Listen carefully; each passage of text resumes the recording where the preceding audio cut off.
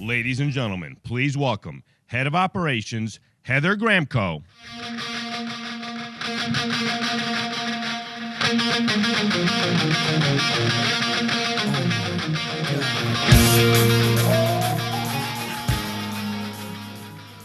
Good morning, B2B. I'm very excited to be on the stage, and probably anybody I talked to last night knows that it's a little excitement / nervousness. But I wanted to actually share some of the kindest words of encouragement that I got last night. There's a variety. So the first one here, Lonnie, where are you? 40 minutes, good luck. Here's a good one. Wow, don't bomb it. That was Noreen. And this is my personal favorite. Oh my God, what if you make a joke and no one laughs? That was, yeah, thanks, KG.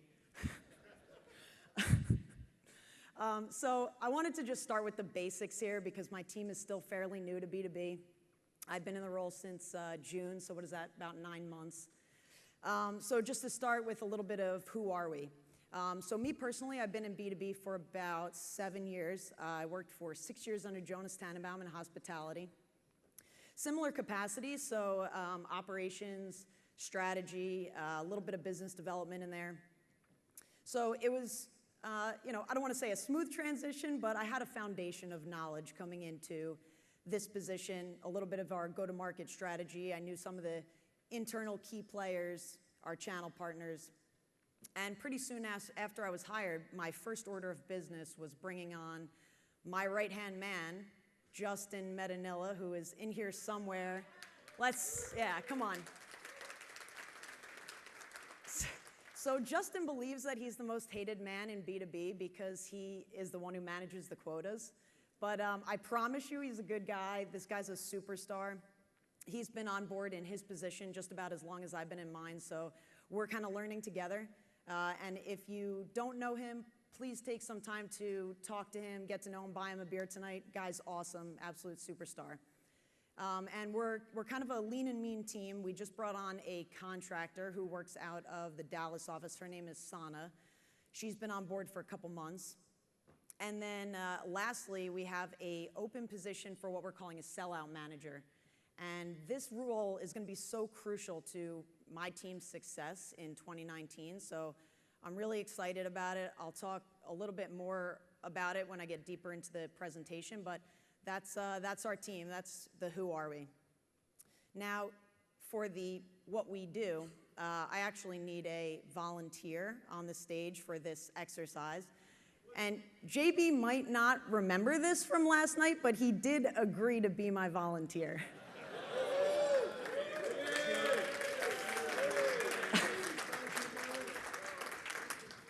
Come on down. No dancing, JB, okay? JB, do you remember telling me that you would be my volunteer? I do. Okay, he remembers. Good. Good job. I didn't think I was going to actually come up here, but I do. Okay. Surprise. So put your arms out like this. Okay. Am I going to have knives coming? No, no knives, no knives. So imagine that JB is an anatomical representation of B2B, okay? Yeah. Yes, Greek godlike physique. So you have many parts of the body that are all working together, different functions, but they all have to work together to accomplish a goal, right? So spin, please, 180. It's 180, okay, there, no, that was, no. Backwards, like this. Okay, good job. So you've got the backbone, product marketing. Without the right product lineup, priced competitively, the right programs, we are completely incapacitated. Product marketing is the backbone. Okay, spin back, please. Thank you. Then you've got your proverbial feet on the street, your salespeople, right? Tier 2 and Tier 3 sales, they're out there talking to customers, knocking on doors. They're in the field day in, day out, making things happen, right? Are you tired? I'm hurting. Okay. Okay, so let's move on to the shoulders. Who here thinks their inside sales rep is amazing? So inside sales is shouldering a heavy burden day in and day out administratively so the rest of you guys can be in the field doing what you do best, all right? So you get the idea. So JB, Yes. you ready? I'm ready. What part of the body is operations? Keep it clean. I think it's the neck that connects it all. The neck, okay. Ron is the head, Heather's the neck. Connection? Okay, so wrong, but Wrong. I knew it. any other guesses? The heart. Okay, I like that actually. Yeah, also wrong, but so okay. Ron is the brain. Come on, stop it. Stop. It's the soul. So operation. Okay, JB, you're all set. Great job. You can Now I can proceed back to your seat. Round of applause for JB. Operations is the nervous system.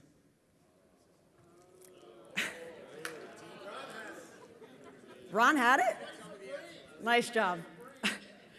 So operations is the nervous system. It's our responsibility to carry information back and forth between the different parts of the body. So, and most importantly, to and from the brain, so that our executive leadership can understand the vast information that we have available, make sense of it, and then make decisions so that we can execute and all the different parts of the body are doing their functions in the most effective and efficient way possible.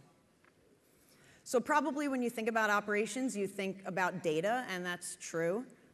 But it's more than that. Think of us as the keepers and interpreters of information. So back to who I am personally, just another little tidbit about me. I studied psychology in college, and it still fascinates me. I love this subject. And anybody who knows me well knows I talk about nature versus nurture a lot. This is probably the #1 subject in psychology that just fascinates the heck out of me. So as I think about the way that applies to our company culture, and Chris talked a little bit about this yesterday, what's in our DNA? How are we hardwired? What are the most core components of our company culture? So he had aggressiveness and a few other things on there, but what he didn't have is inspection. We have a deep desire to understand our business, to inspect our business, and that means reporting on our business. And I think that last year, this got the best of us a little bit. We did a lot of reactive reporting. We asked people to do a lot of last-minute tasks that pulled them away from other essential sales activities. So this is where the nurture comes in. If we're cultivating the right habits and we are executing with the right behaviors, then we can make that nature and that desire for inspection and data and reporting work for us. We don't want it working against us. And so in order to make the most of it, that's what my team is here to help do. Connect the dots and make it an efficient process that gives us an advantage, make it an asset for us. So there was a lot of talk yesterday about sell-out, pipeline, forecasting, hygiene, and I'm sure that all of you guys have felt this in some form or another. We've been digging a little bit deeper into the pipeline, making sure that the data is accurate, wanting to know what's really going on, producing more reports like you see on this title screen here, so our hygiene scorecard, weighted pipeline. And I'm sure that everyone is at least somewhat familiar with this project, but probably what you've seen is only the tip of the iceberg. So I wanted to talk you through this project and how it has developed over the past 6 to 9 months. So when I took the job in June of last year, I did a little crowdsourcing. I wanted to know what's the #1 gap that my team can address right away that's going to be our quick hit where we can show our value of the division? And the answer unanimously, resoundingly, was we need a BO report. So at the time, okay, no problem. I know how to do a pivot table. I can make a BO report. So I started producing a BO report. We just pulled some data from Salesforce, had some quota information in there. We could filter by reseller, by rep. So, pretty versatile report. And this was going out to the broader organization and including HQ. And that was back in Q3 of last year, early Q3. Now, what was also going on right around this same time was it was kind of the convergence of some very important things that were happening. Chris came on board in August? End of August. So Chris came on board at the end of August, and we started talking about how does he want to look at the pipeline? What are the most important data points that we should be reviewing on a regular basis? At the same time, and I know Ron touched on this yesterday, we had some issues with our financial forecast. Now, for those of you who are not intimately familiar with financial forecast process, on a monthly basis, Mark's team has to assess all the information they have at their disposal. So it could be our sales trends, the promotions we're running, channel inventory, the industry trends, and send a signal to finance, to Joe, to HQ as to what kind of revenue numbers are we going to do on a monthly basis for the next few months. And then we have a torturous hour with Joe in a room, and it's not that bad.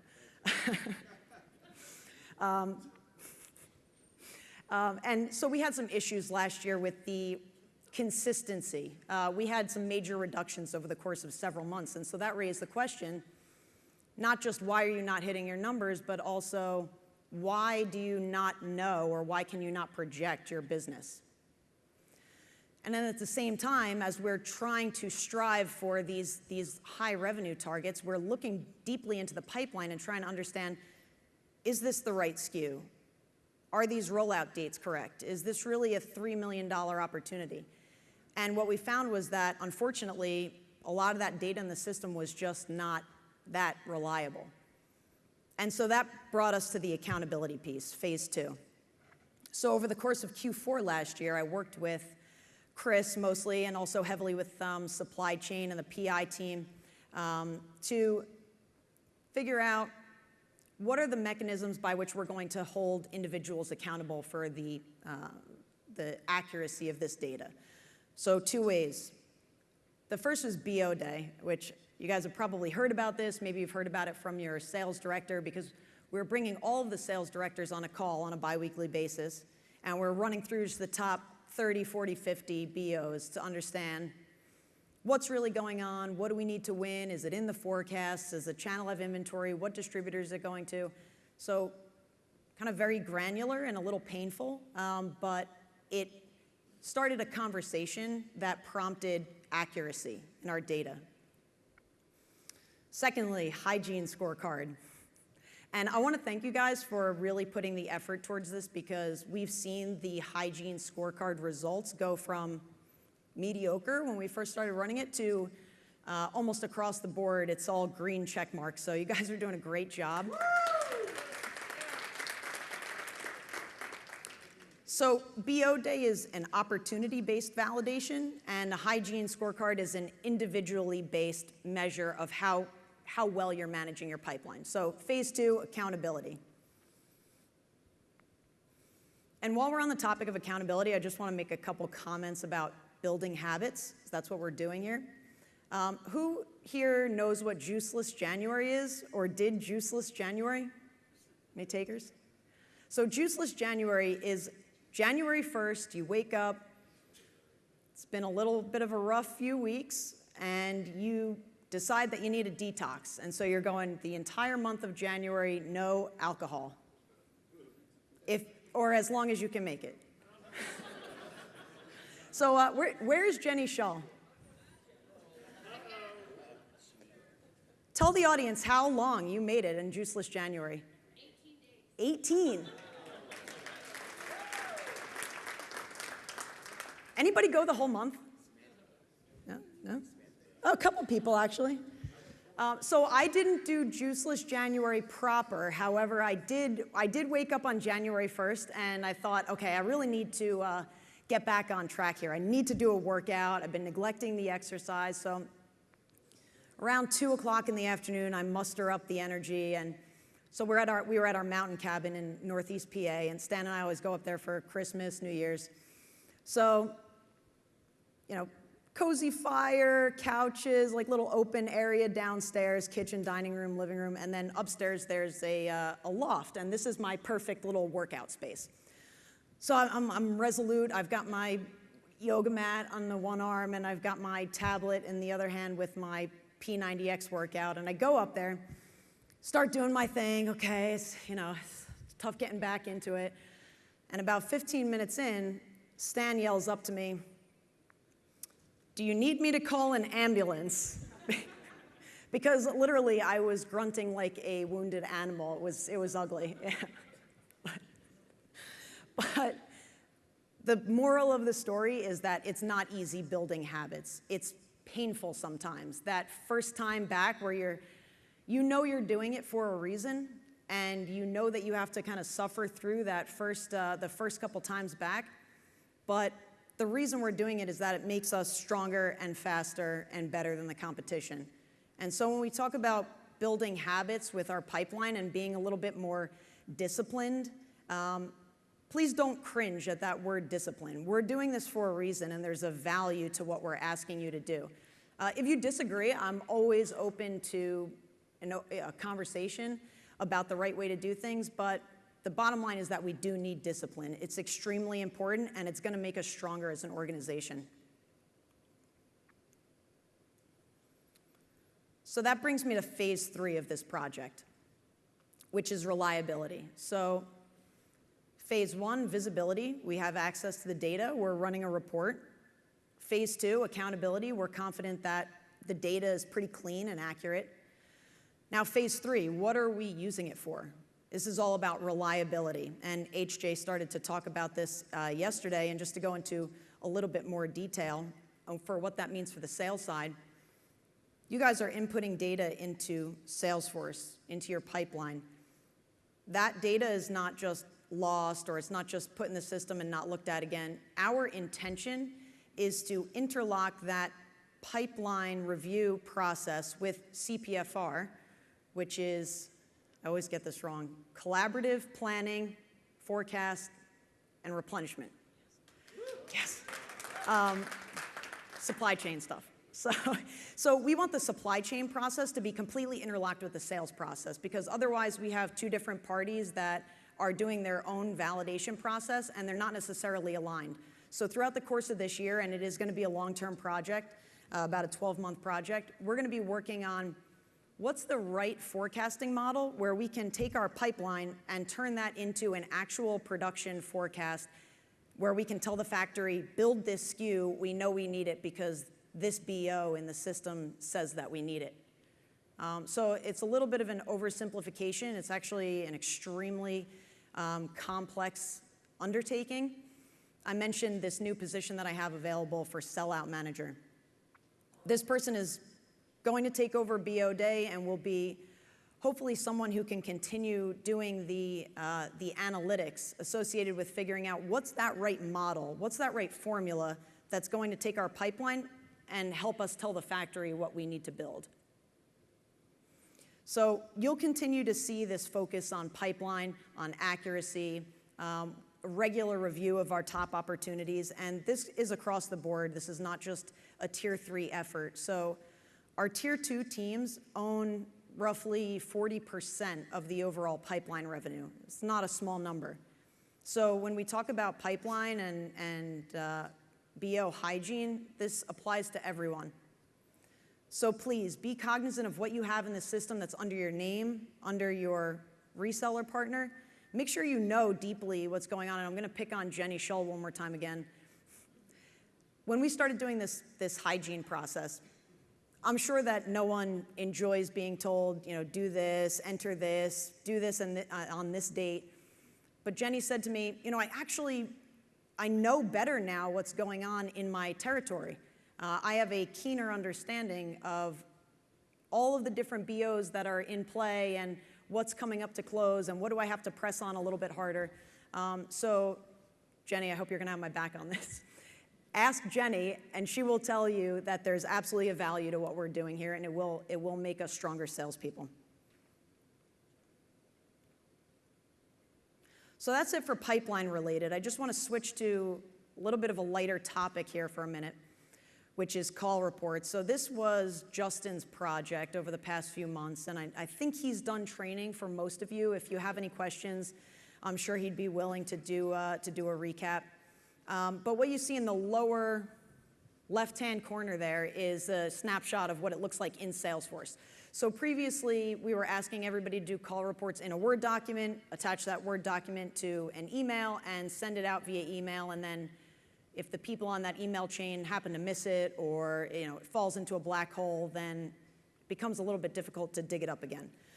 So by pulling everything into Salesforce, now we have a record. If you go to a certain account, you should be able to see the entire history of call reports. You should be able to easily go back and see, here were the action items from the last QBR that we had. So I want to just touch on a couple best practices to make sure you guys understand what we're looking for. So this top band that you see, this is a summary report that I'll be sending to Ron and the executive team on a weekly basis so that they can understand, yes, they probably are getting the email notifications on every call report, but simple one-page summary on a weekly basis. Here's the rep, here's the account, the agenda, and what kind of meeting it was. Very simple. So be concise in your agenda. It's the top field, and then there's a larger field below it where you can input your detailed notes. But in your agenda, just be very clear and concise. Include your meeting type and subtype, because a strategic QBR might garner a little bit more attention than, say, a lunch and learn training. Utilize call reports for your strategic meetings. This is an opportunity for you to show the good work that you're doing with your accounts. And not only that, but if you have requests or concerns or risks that you need to escalate, this is a great method for you to do that. And the last is that we also have the ability to enter activities in Salesforce, this is also something that Justin worked on, and he can couple these two into a single training. But if you're just doing a simple, forecasting call or something that doesn't really warrant a call report, you can always just enter it as an activity, and it's another way to log something that you did with your account. That doesn't necessarily need a whole write-up, and it probably takes 20 seconds. So I want to reiterate that my team is here to support and help make your lives easier, make your processes more efficient. And so we're open to feedback, because a lot of these, every new procedure that we're developing or a new module in Salesforce, we could use the feedback. So let us know what will make your lives easier and make these a little bit more efficient for you. But activities is a great example. 20 seconds, put in the system, and go on your way. Reserve call reports for something very strategic.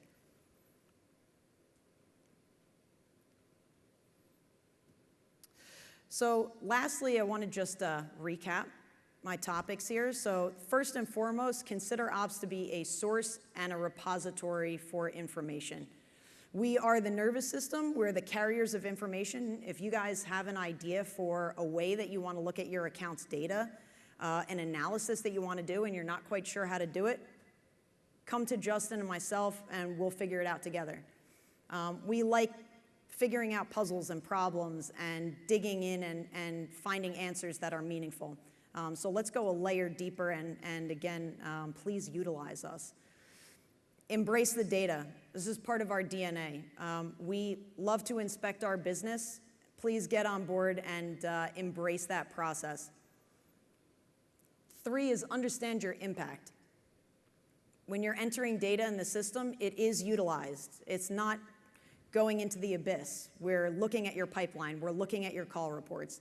There's a value to the information that you're bringing to the table. It's actually the most vital information, because it's the voice of the field, the voice of the customer. It's what's really going on in the market.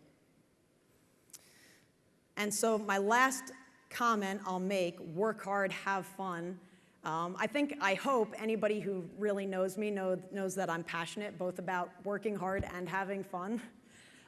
So I have a little story about Ron Gazzola. Who doesn't love Ron Gazzola? Come on. But I'll tell you guys what, his sales pitch needs a little work, so I think you guys need to get him in the field a little bit. So I'll tell you why. This is, career limiting move. So when I was in the hiring process for this job, we were talking about what the job would entail and if I was the right fit and was this what I wanted to do next in my career. And Ron said these words to me: "It might not be fun." I'm like, damn, Ron, you're really selling me on this job, bro. But in reality, Ron knew that we had a lot of hard work ahead. As I mentioned, we're building habits. It's sometimes painful, and truthfully, it's been painful for me too. But we're working hard right now, and there will be a payoff. And so my request to you guys, because I know you're already working hard, I don't have to ask you that, but if you guys could please show Ron tonight that we still know how to have fun. I mean, I think we need to remind him. All right, guys, that's all I've got for you. Again, I don't know how many times I need to say it, but I have an open door. Call me, tell me your ideas. I love to collaborate. Justin has been a great support for a lot of you, so tap into him as well, and really look forward to continuing to grow the business together. Thank you.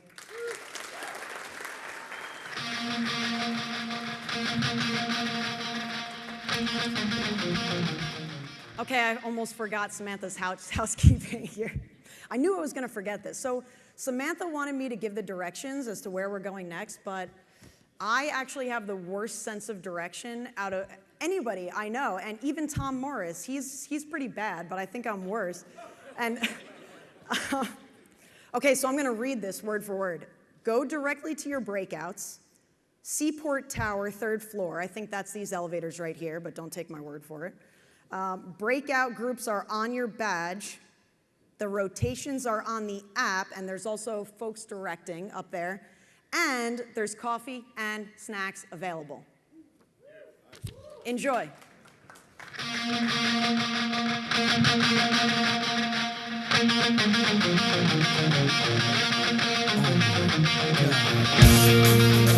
God.